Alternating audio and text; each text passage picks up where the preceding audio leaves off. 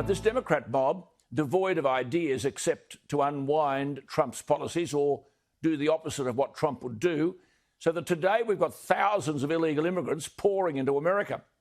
Surely a responsible and objective media would remind the world that 19 minutes after Donald Trump was inaugurated in 2017, the Washington Post carried a headline, there it is, "Campaign to impeach President Trump has begun.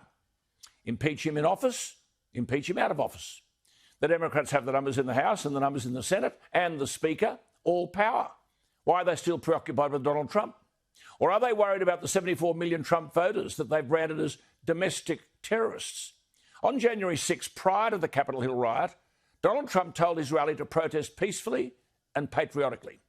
They will be struggling to prove that Trump incited anyone to break into the Capitol.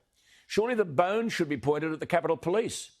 The chief has resigned over security failures. The acting chief 2 weeks ago admitted that they knew there was a strong potential for violence, but declined a request for National Guard troops, which was made 2 days before the riot. And as Miranda Devine writes today, quote, the cop-hating DC Mayor, Muriel Bowser, rejected the offer of backup troops the day before the riots, unquote. And now that charges have been laid, it's clear that these cretins had planned this in advance and that the Capitol Police had been warned by the FBI before the riot, but they did nothing. As Miranda reports today, nowhere is the Democratic obsession of hatred with Trump and the distortion of truth more evident than with the Congresswoman Alexandria Ocasio-Cortez, who claimed that she was almost murdered on that day, even though her office is in a separate building, a 10-minute walk from the riot. And as for the hypocrisy, a former Black Lives Matter activist, now a Democratic Congresswoman, Cori Bush, only this week endorsed a violent riot in a St. Louis prison as, quote, the language of the unheard. Yet only a couple of weeks ago, she called for the impeachment of the, quote, white supremacist in chief, unquote, responsible for the Capitol riots. As I've said many times, when a Democrat speaker, the third highest ranking political figure in America, tears up before the world the State of the Union address by the president of her country, you can only come to one conclusion: the Democrat Party is unfit to be calling for unity. Professor David Flint is an emeritus professor of law at UTS who has written with clarity on this and the Craig Kelly issue.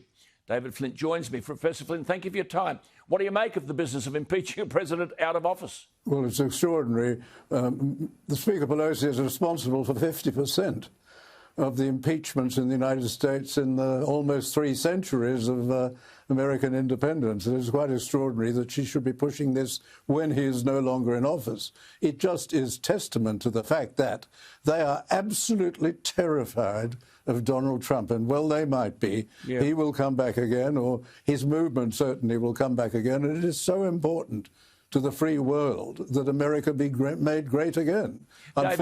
David, my understanding, because you're a constitutional lawyer, is understanding that the American Constitution provides impeachment to remove someone from office. The Senate seems to have voted that this morning, our time, is constitutional. 6 Republicans joined Democrats earlier today to vote that the impeachment trial can go ahead. Now, it won't succeed, will it? But what a waste of time. It won't succeed. Any other Republicans who attempted to go and make a completely fraudulent result to this will be completely ostracized when they go to their primaries. Yes. The members of the Republican Party will just not tolerate this. There were over 75 million people who voted for Donald Trump. That's a large swathe of the American population. Many of the rest have been kept in the dark by a national media which has decided to become the propaganda arm of the Democratic Party. It is absolutely appalling, as we saw in that Time magazine revelation. Clearly, there's been a cabal. They called it themselves. They called themselves a cabal of conspirators.